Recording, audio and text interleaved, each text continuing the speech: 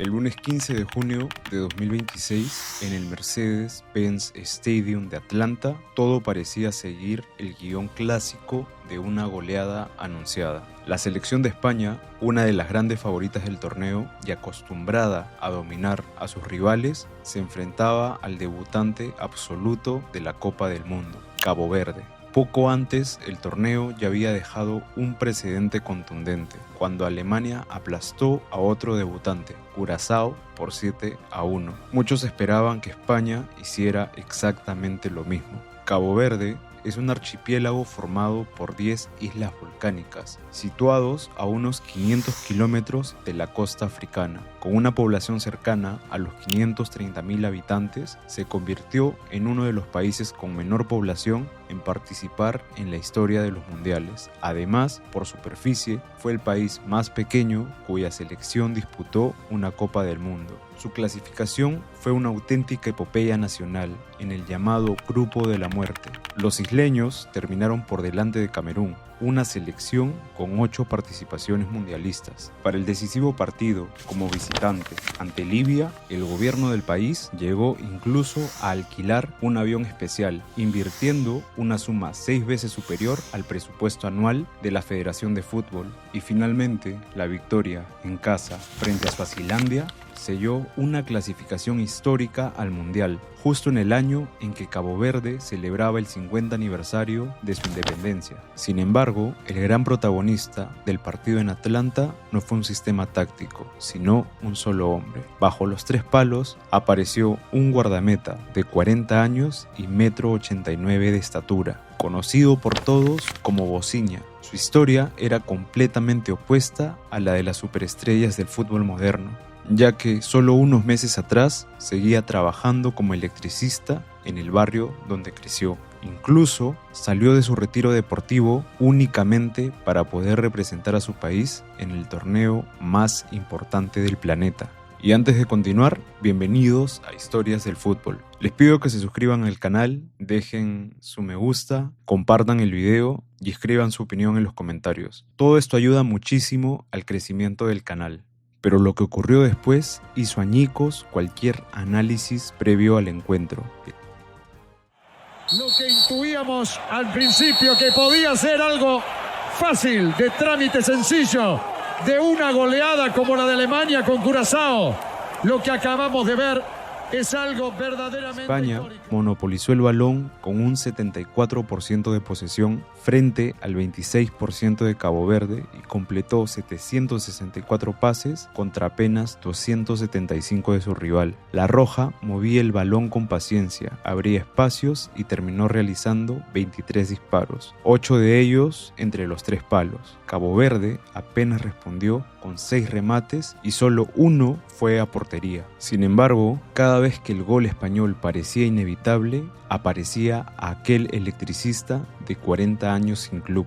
Bosinha no solo detenía los disparos, leía las trayectorias, cerraba todos los ángulos, organizaba su defensa y terminó realizando 7 atajadas extraordinarias, neutralizando todas las ocasiones claras de una de las selecciones más poderosas del mundo. El empate sin goles significó el primer punto de la historia de Cabo Verde en una Copa del Mundo. El encuentro frente a España fue el partido número 90 de Bosinha con la selección nacional, la segunda mayor cifra en la historia del equipo, solo por detrás de Ryan Méndez.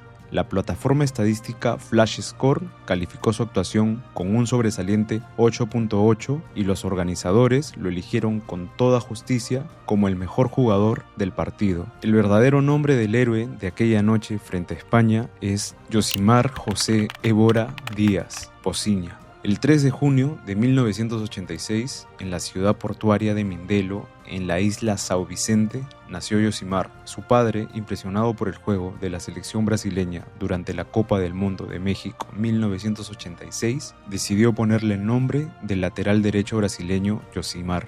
Curiosamente, al principio, sus padres querían llamarlo Valdano, Jorge Valdano. Sin embargo, por motivos burocráticos, el gobierno de Cabo Verde no permitió registrar ese nombre. Su legendario apodo, Bosinha, se traduce como abuelita y tiene su origen en una infancia dura en las calles. Yosimar fue criado por sus abuelos. Su padre servía en el ejército y su madre trabajaba como empleada de limpieza de sol a sol para mantener a la familia. Yosimar era un niño delgado y de baja estatura, pero siempre insistía en jugar al fútbol con chicos mayores que él, donde solía recibir muchas patadas. Cada vez que regresaba a casa llorando de impotencia, se burlaban gritándole: «Miren, ahí va corriendo a llorarle a su abuelita». Con el tiempo, aquel apodo terminaría acompañándolo durante toda su carrera.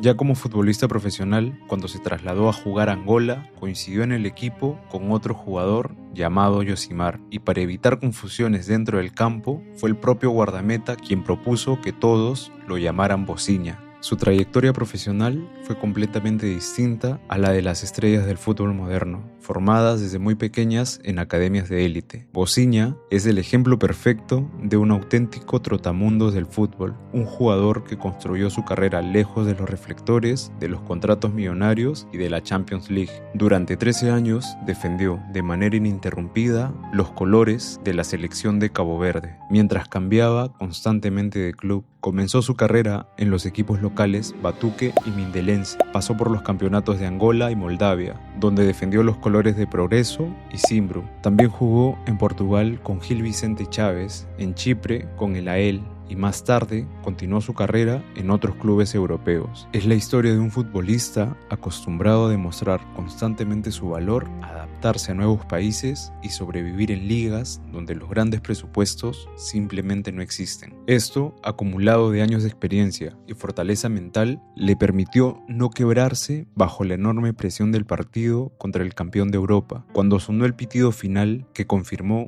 un histórico empate 0-0, el guardameta de 40 años no pudo contener la emoción y rompió en llanto sobre el césped. Sus lágrimas recorrieron rápidamente los medios de comunicación de todo el mundo, convirtiéndose en uno de los símbolos visuales más poderosos del torneo. En la entrevista posterior al partido, Bosinha explicó la razón de su colapso emocional. En primer lugar, dedicó aquel encuentro a sus abuelos, quienes lo criaron pero no vivieron para ver a su nieto detener a una de las mejores selecciones del planeta. Sin embargo, la segunda razón llevó este triunfo deportivo a una dimensión social mucho más dura. El portero confesó que la mujer más importante de su vida, su madre, Ana Cándida Évora, no pudo estar presente en las gradas del estadio en Atlanta. Ana tiene 59 años, sigue viviendo en la isla de São Vicente y trabaja como empleada de limpieza. En la víspera del partido histórico, apareció en Televisión Nacional de Cabo Verde y afirmó con total seguridad que su hijo no encajaría ningún gol frente a España. Su predicción se cumplió al 100% y tras el encuentro, el emocionado Bosinha la llamó directamente desde el vestuario, mientras recibía felicitaciones de todos lados. Pero detrás de esas lágrimas de alegría también había dolor. Su madre no pudo viajar a Estados Unidos por falta de recursos económicos y por las estrictas dificultades burocráticas del proceso de visado.